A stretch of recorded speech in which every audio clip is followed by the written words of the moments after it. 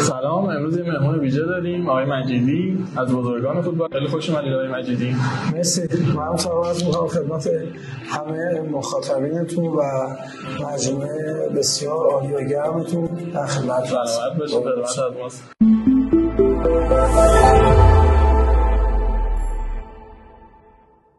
قربان بحثمون رو فوتبالی شروع کنیم و بهترین خاطره فوتبالی که در واقع تجربه‌اش رو داشتید میتونید برامون بگید؟ من فکر می‌کنم بعد از سال‌ها فوتبال خاطرات خوب و بد زیاد داریم و من دو تا خاطره خیلی خوب دارم.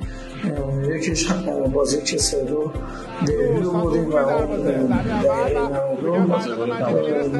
یکی از یکم در سال گذشته قهرمانی بدون باخت استقلال که من فکر می‌کنم اون جام طلایی خیلی در واقع ارزشمند بود چون باهاش خیلی زحمت کشیدیم. 21مین دوره مسابقات لیگ برتر فوتبال باشگاه ایران جام خلیج فارس.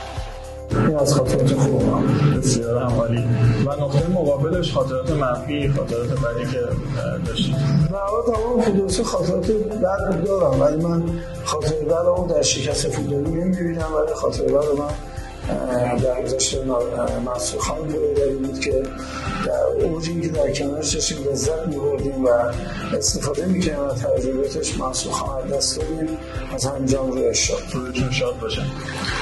آقای مجیدی، میدونم که تو ایران خیلی فعال هستید در لحاظ کسب و کار و در واقع خیلی هم اشتغال گذاری کردید، ولی تا به حال به این فکر کردید که خارج از ایران هم سرمایه‌گذاری داشته باشید؟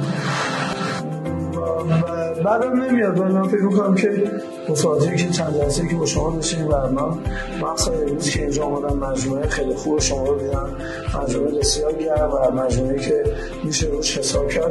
بعدم نمیاد این کار کنم و حتما در کنار شما این کار خواهیم کرد. ان شاءالله در خدمتتون هستیم. فکر می‌کنید کدوم کشور مورد علاقتون بیشتر برای اینکه سرمایه‌گذاری داشته؟ من همه کشور رو دوست دارم ولی از اونجایی که بارسلونا طرفدار تیم بارسلونا اصلا اسپانیا رو ترجیح میدم. خیلی عالی. ان شاءالله که بتونیم فرصتون رو با موفقیت پیش ببریم و در خدمتتون باشیم. مرسی. من در اینطور تبریک میگم به شما و خسته نباشید و واقعا به مجموعه خیلی خوبتون و همه دوستان خسته نباشید میگم. امیدوارم که بتونیم همکاری خیلی خوبی با هم داشته باشیم. ان شاءالله. مرسی از اعتمادتون. مرسی که تشریف آوردید. خوش اومدید. مرسی.